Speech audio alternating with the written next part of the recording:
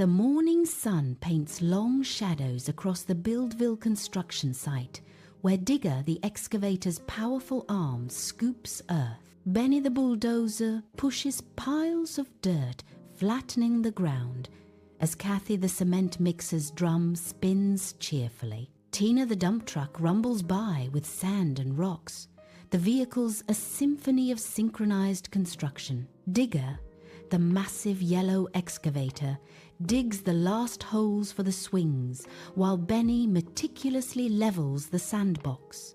Their work a symphony of construction. Tina's dump truck arrives, a shimmering mountain of fresh sand, just as Kathy pours cement for the slide's sturdy base. Tina's sharp honk pierces the air, revealing a tiny matted kitten trapped in a hole, its desperate cries echoing through the suddenly still site. The new playground, bathed in the golden hues of a setting sun, gleams invitingly, a testament to hard work. Children stream in, their joyous laughter echoing, rushing towards the bright slides and waiting swings. Digger, Benny, Kathy, and Tina watch from afar, engines softly idling, a quiet satisfaction settling over the tired